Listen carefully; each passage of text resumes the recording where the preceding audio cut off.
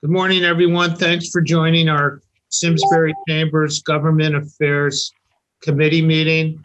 Government Affairs has been around within the chamber for at least 25 years, and it's a committee that tries to strengthen the relationship between business owners, government, and residents of the town of Simsbury. Today, we have an awesome presentation by TJ Donohue, who is representing the developers, the Silverman Group, for their next piece of their development, which most of us know as the former Hartford Insurance Group. TJ is a longtime resident of town, and we all look forward to this presentation and learning about what's going to happen with that piece of property. So take it away, TJ. Thanks for doing this, by the way. Thank you for having me, and good morning. I represent the Silverman Group in Simsbury for Land Use Matters, but I'm here today as a member of the chamber, and very happy to share some thoughts on the ridge at Talcott, on what's coming next and what's been done there. I think everybody in town knows that at one time there was a 670,000 square foot office building right at the site of the ridge at Talcott in Simsbury. That came to be because the town had amassed that portion of land for an industrial park. Town fathers long ago felt that immediately post World War II that there needed to be balance in our economy, and so they created that large piece of land. And then it sat, and then people thought about industrial as we got more and more residential. And finally, they had the opportunity when moving a huge office complex to the suburbs was a good idea. It's failed everywhere, but it was a good idea. And we got this building, which was a marvelous business. It is a marvelous business. The Hartford's a great company. A marvelous building, 660,000 square feet, which, by the way, if you just want to compare it to something, would be 660 1,000 square foot apartment units is the equivalent of that.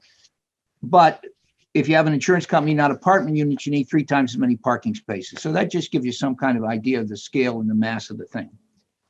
It failed. It failed because it's not extremely proximate to an urban center, because our zoning is such that we're mostly a 1 acre per lot zone, and businesses like this need a diverse working class who utilize diverse housing products and opportunities. And when it came time to grow a little bit, the Hartford wanted to grow somewhere else where the highway circumstance was better and where the access to it was better. It's amazing that it failed, and the town really did an amazing thing, as it was known that they were not going to proceed to continue to occupy that building. They joined with the Hartford Insurance Group, and the town and the Hartford Insurance Group sponsored a charrette program and a planning program. Each put in money to put together a plan. It was very hard to do because Simsbury, the average size of our divisions and subdivisions are 50 or 60 acres.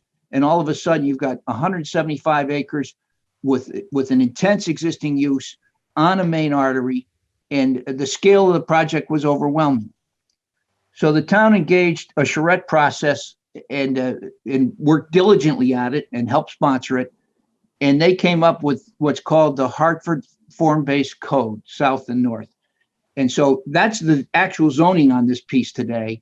And what the town did with the Hartford was create a zone which scored out the densities and concentrations of uses that you could have.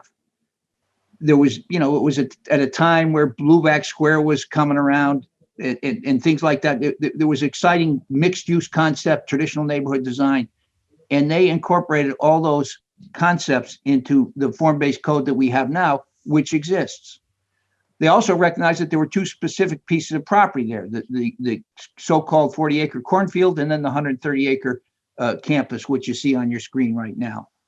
So there is a form-based code which calls out what your capacities can be on the entire site, and which was a bonus to the town and to the developer, because if we did it in the normal conventional whack off 70 acres here and 30 acres there and tried to build it out, it would not have the ability to have the same continuity, the same design features, and the same scale. And scale was important because the Hartford went from being, the two Hartfords went from being our first and third biggest taxpayers in town to being zero. And so it was important to get us the scale of this from an economic development standpoint to be what it is. So just scroll through that, Kenya Morgan, there's the Hartford as it was. Next page. That's the layout of it. On the left-hand side of your screen, you can see the cornfield, and that's the present spot where the Talcott Acres is, where the ridge of Talcott is. This is all wooded wetland, wetlands area, which is non-developable conservation area. And then this is the old site of the Hartford, which uses a significant portion of the site. Next. When it was going, it was as nice as any place you'd find in New York or anywhere else. It was absolutely beautiful, and it was astonishing to me and to most when we saw that it was so economically obsolete that the most important thing for the developer to do when they got it was to blow up the building and cart it off site, because the taxes at $2 million a year would consume the value of the property in very short order. Next. So this was the brochure when they marketed the property. And first, obviously, they tried to use the building. And then when that couldn't be done, they moved on to Silverman. Could we go to the next set of slides, please?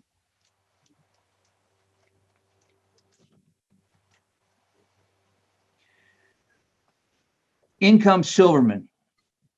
There are about 4 family members in the company. They're very impressive, nice folks. They're very, very successful.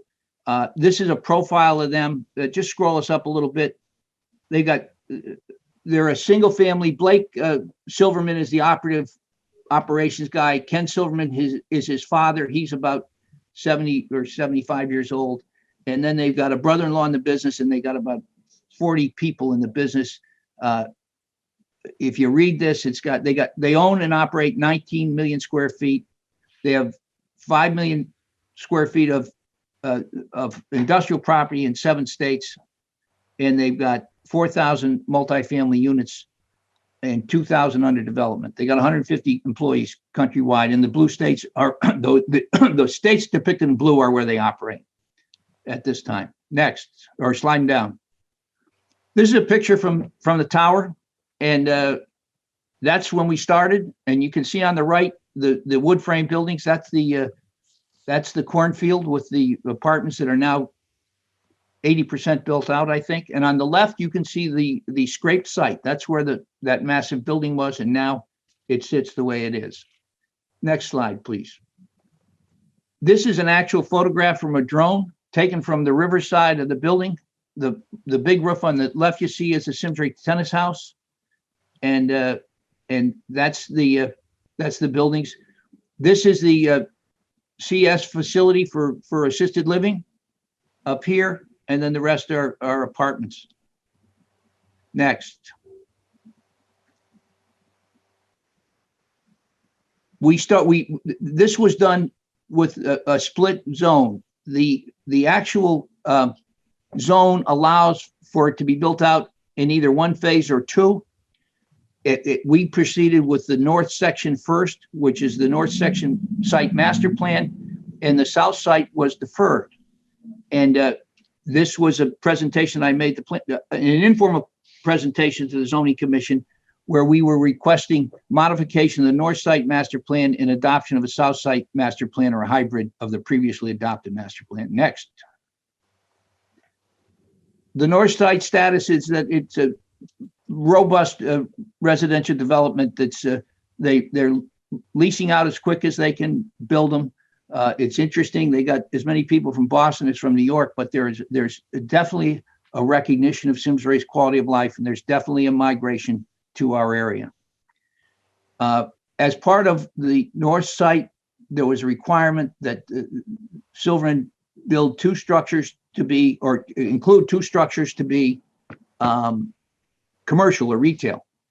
That hasn't happened.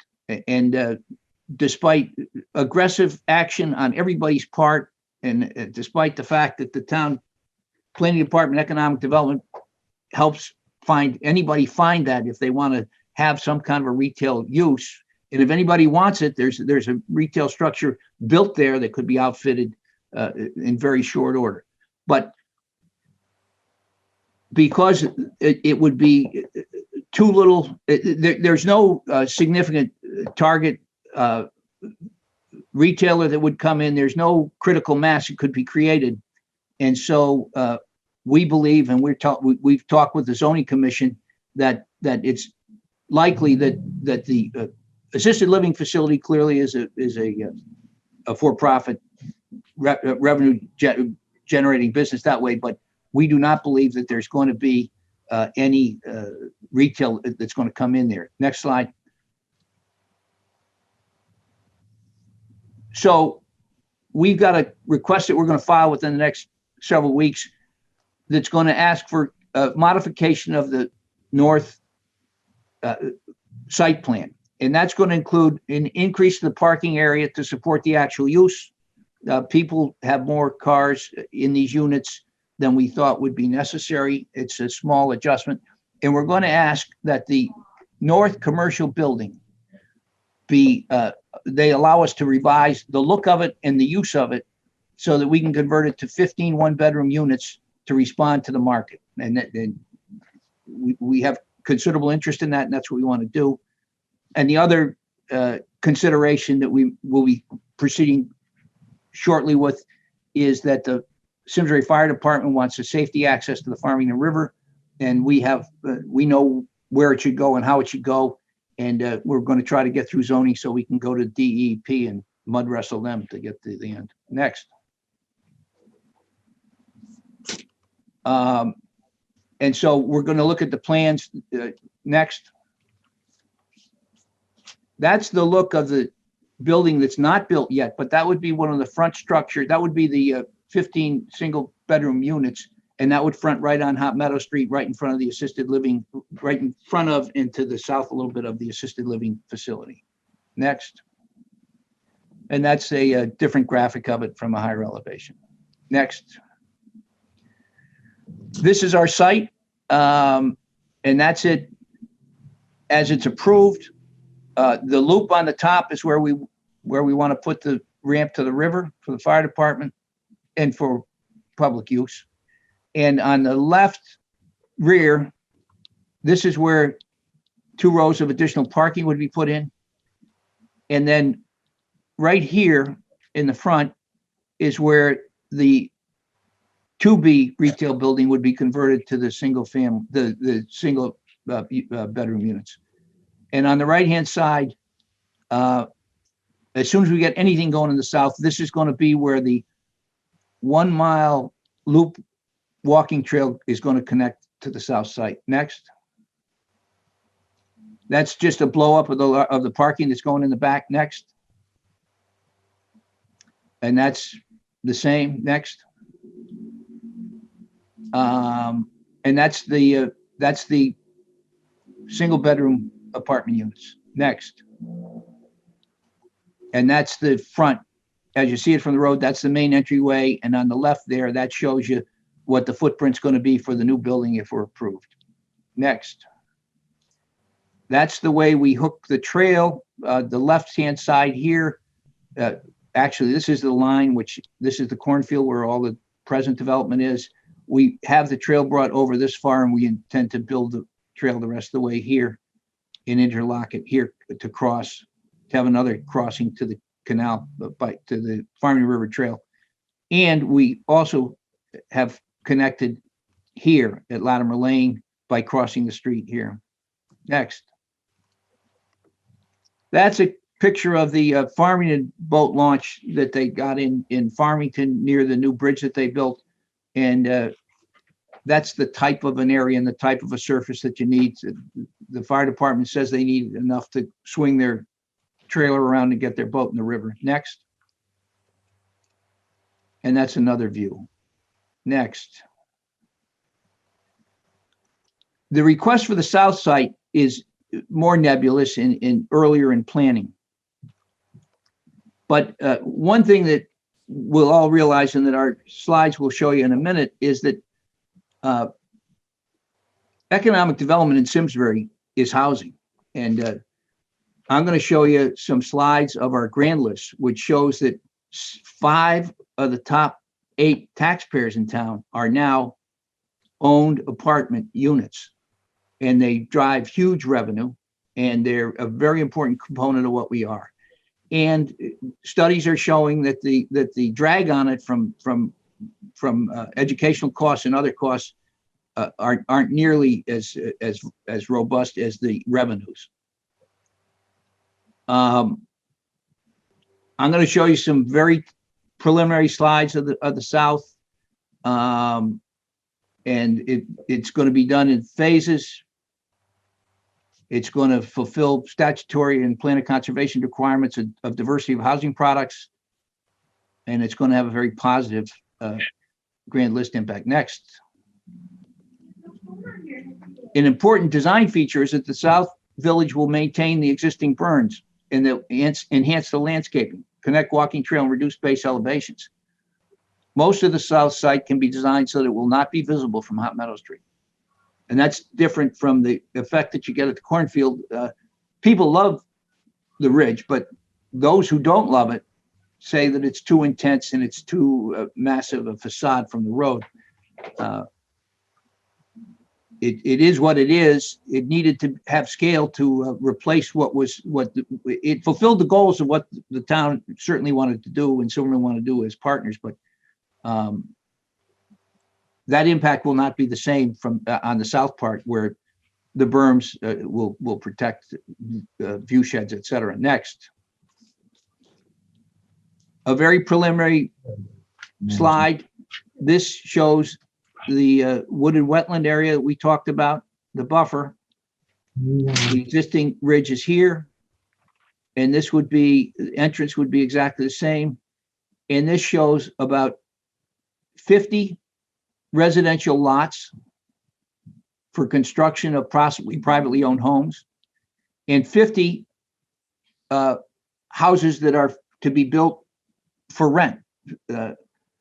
One thing I didn't discuss, we did look at the slide with the Silvermans, and what you know is that they're high wealth individuals and they build to hold, they don't build to flip. So more than half of the projects in town have been built and then sold successfully to investors or recapitalized, but the Silvermans are holders, so they're not anxious to sell anything. They're anxious to collect revenues and stay invested in the community.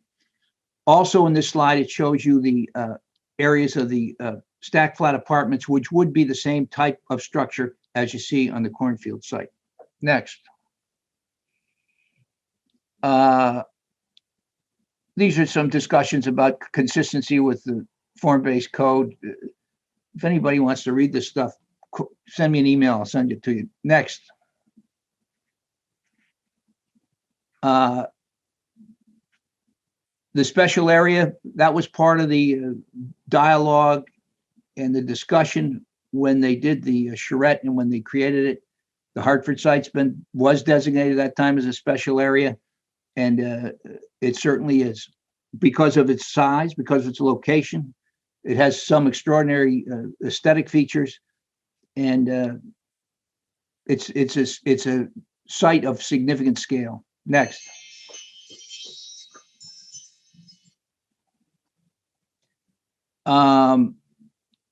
Housing is economic development. We got to get our hands around that. In 1950, there were 7,000 people in Simsbury. Half of them or thereabouts were related to manufacture, mostly Ensign Bickford Company. The other half were agriculture.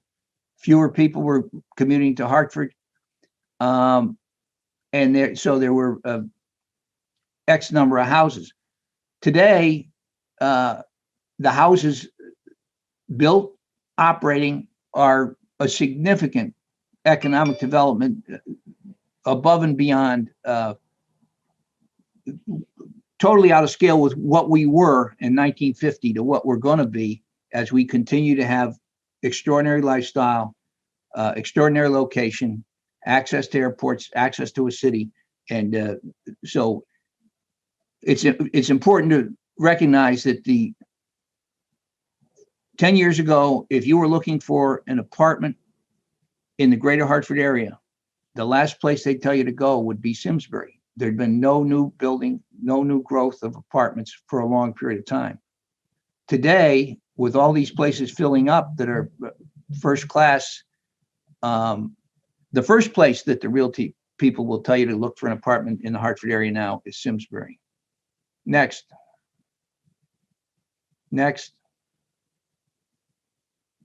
See, when lawyers start writing stuff, it keeps going, but this is not. Next.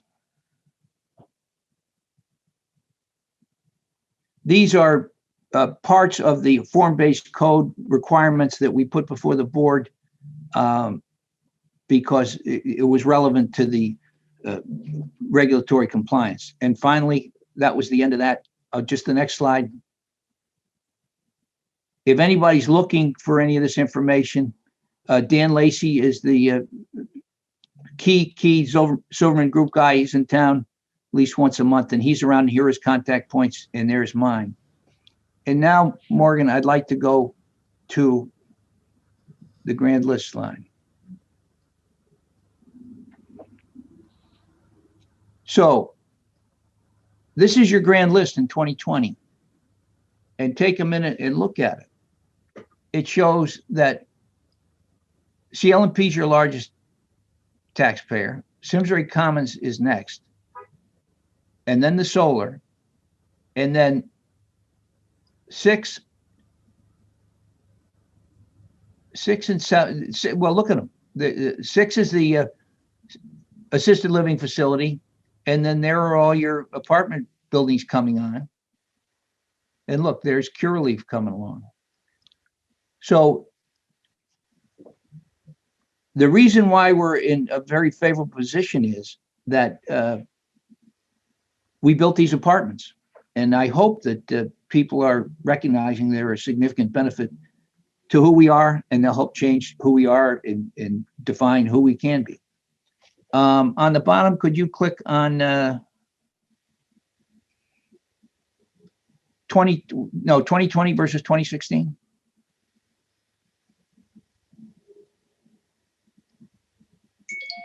That shows you the development of the grand list and the change.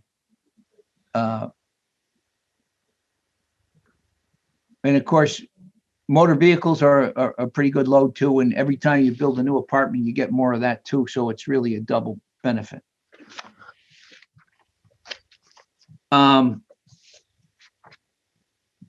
There's another form that I recommend to anybody, and I don't have it. I think I'm done with my screens now, Morgan, if you want to. There's a form, Connecticut Economic Resource Center, CERC, does a town profile of every town in the state, and that's what it looks like. But all of you, that's a wonderful summary of every economic number that you could want in terms of number of kids in the school, crime, economics. It's extremely helpful.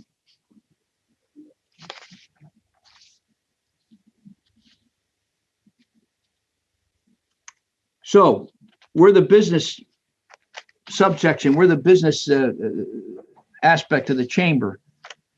And what's the business of Simsbury? The business of Simsbury is residential living primarily. And we balance it as best we can, and we attract any business that we can, or any, but the businesses are related to the residents, are related to the structures. I'd be very happy to take any questions that anybody has. TJ, how many square feet of the 50 rental homes each house? What's their square footage? The target discussion wise is 1,500. Okay, thank you. DJ, the math I did a moment ago, essentially you're saying what we've seen here is the grand list has grown 13+% in the last 4 years. That's a remarkable change from, what we've had in the last 20 years. I mean, it's been slow growth over the last 20 years, but I don't think anything like this. I like, Nick, you're the numbers guy, but we've had tremendous growth in our grand list and it's come from the residences. You're right. Joanne, I believe you had a question, right?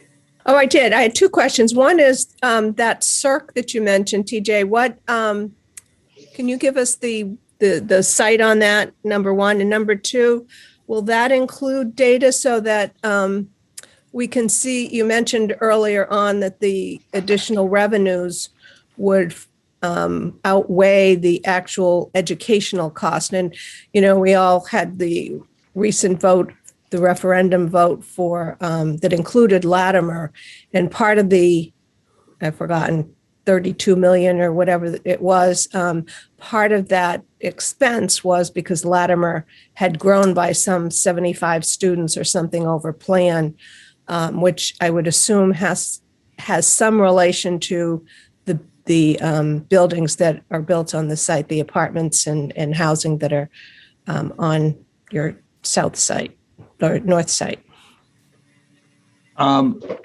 It's the Connecticut Economic Resource Center, Okay. CERC, and the site is profiles.ctdata.org. And it's great. I'm sorry, say that again. Could you say that again? Profile what? Profiles with an S. Yep. .ctdata.org. Okay, thanks. And it's when you get them, you should print them because it's hard to find the older ones. So it's good to watch them in a sequence. And with respect, it won't tell you the answer to your specific question, but the town has good data on that. And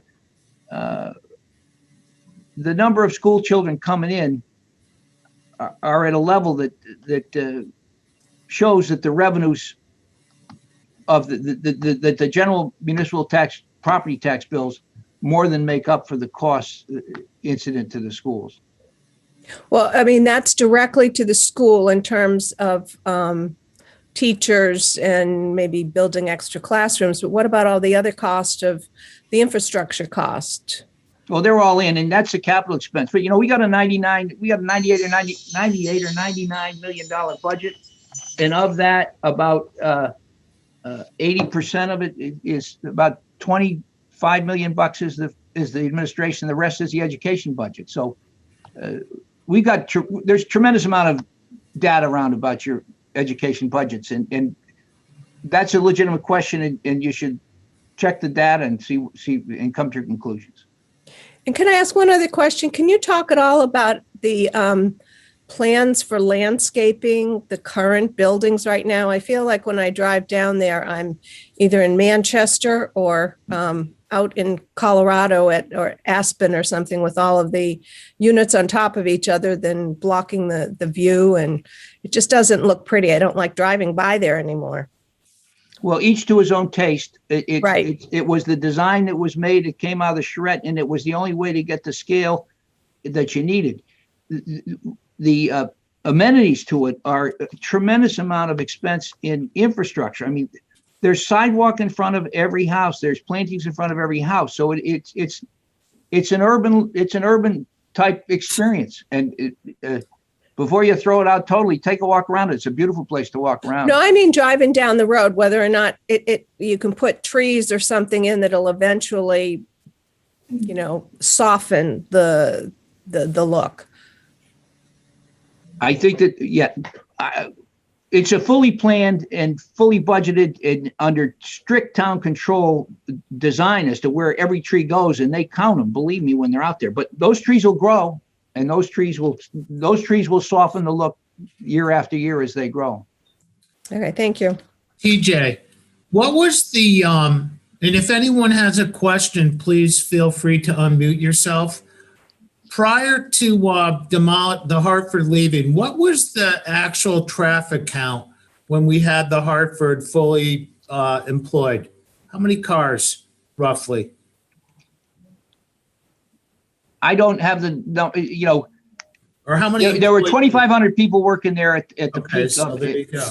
There were So- 2,500 people working there at the peak, and then there were a lot less than that as they dwindled down there. One of my recollections, because I was working at the Hartford back in the 1980 timeframe. I mean, keep in mind that that original site and that building was built as an alternate data center to house the very large 360 and 370 IBM computers that required big rooms and a lot of cooling and all that kind of stuff. And then they converted it over to what you're just talking about a moment ago, where there were a lot of people working there with the life insurance and annuity businesses and so forth of the Hartford.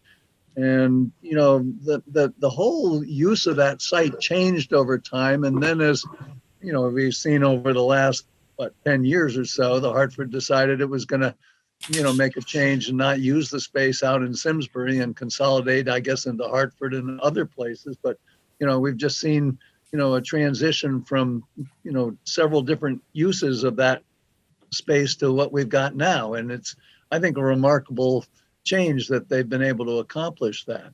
The one other thought that I would share with you is that the town's got lots of data on the number of students that we've had in the school system.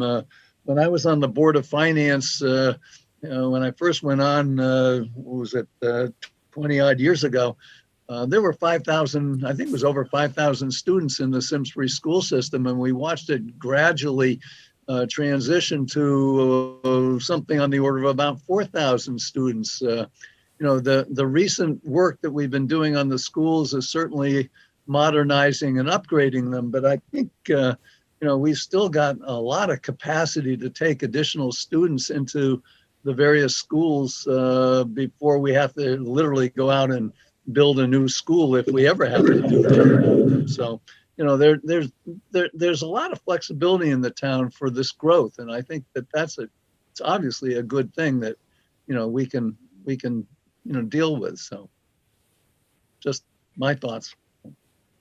As the government relations group that studies government relations and the doings of our municipality, bricks and mortar is going to change in office space and in education too. I think that there might be a lot more remote stuff coming up. So you might have to build different kinds of things. But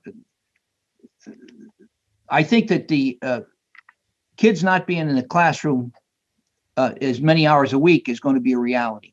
I do think there's going to be a lot more remote stuff. But I think the socialization is critically important, and they got to get back in the class as quickly as they can.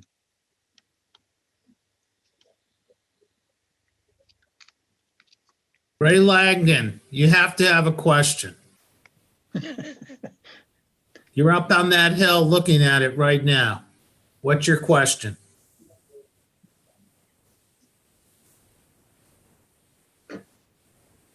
Hard to hear that if that's true.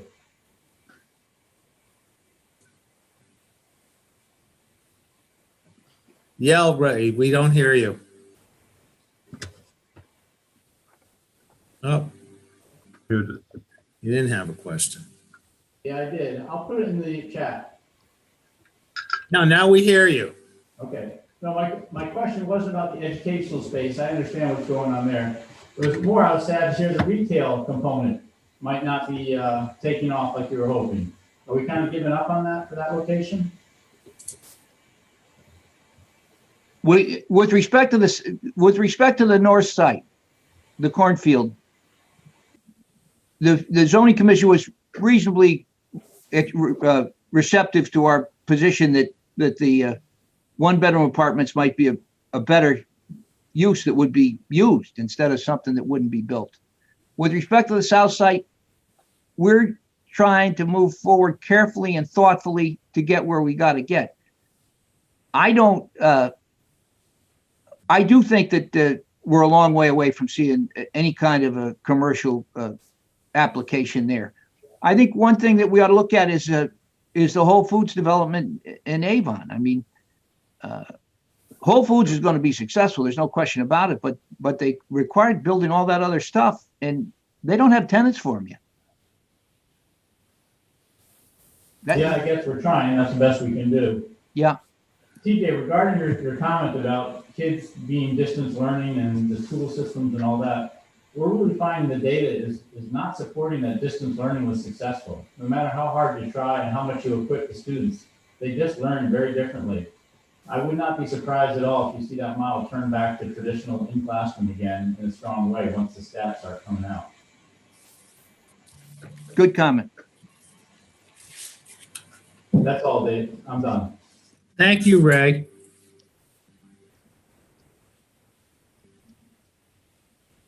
Anybody else?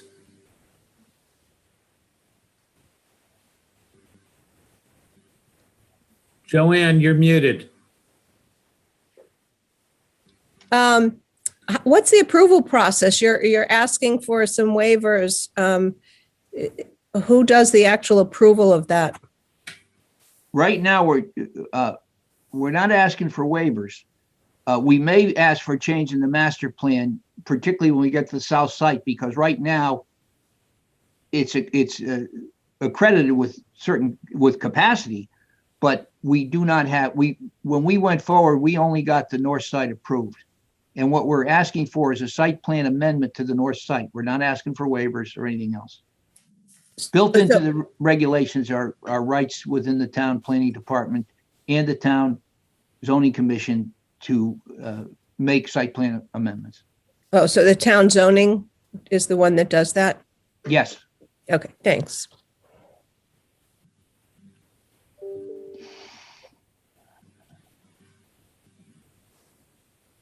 TJ, what is the current zone? Hartford form-based code south, Hartford form-based code north. Okay. The underlying zone is industrial, but that's you could retreat to it if you didn't go forward. But right now, the zone is the form-based code.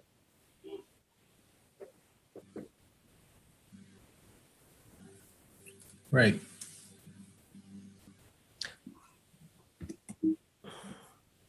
Rich Correa, you have to have a question. Chip, I'll give you one of my 250 ties.